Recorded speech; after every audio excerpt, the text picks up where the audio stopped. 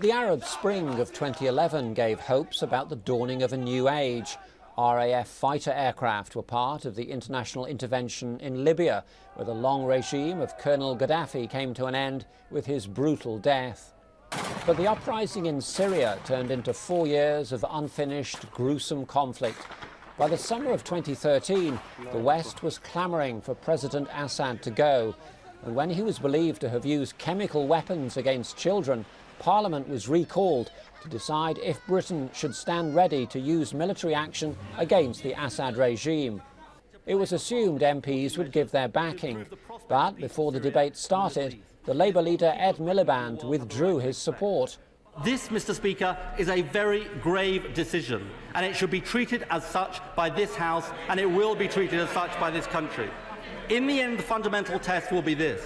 As we think about the men, women and children who have been subjected to this atrocity, and we think about the prospects for other citizens in Syria, can the international community act in a lawful and legitimate way that will help them and prevent further suffering? On other regimes in other parts of the world with chemical weapons who might decide to use them against their domestic populations, what signal would we send to them about the international community's willingness to stop such use in future if we do nothing? We believe that any military action would prolong the conflict and lead to further bloodshed. We would call on the government to use its influence and also its relations with others to bring all of the relevant parties around the table to conduct talks.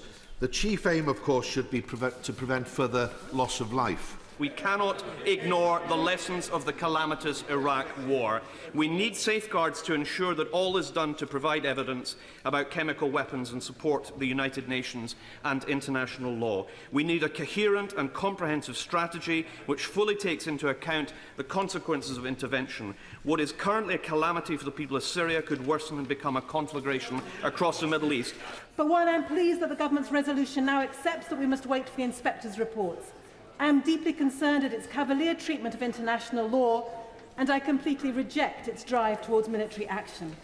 In reality, we would simply be hanging on the coattails of President Obama. He was foolish enough to issue a red line. His credibility is on the line, not the credibility of the British people or ourselves. We don't have to follow him in this foolish gesture.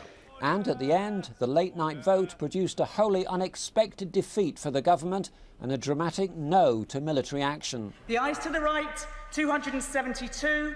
The noes to the left, 285. David Cameron gave his reaction.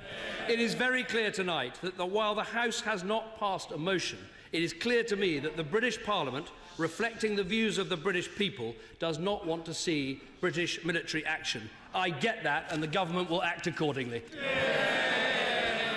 It was a defining moment. The immediate headlines for David Cameron next day were bad. Not since 1782 and the American War of Independence had Parliament denied a British Prime Minister a mandate to use military force abroad. The analysis of what the vote meant for Britain's place in the world continued for weeks afterwards. But Parliament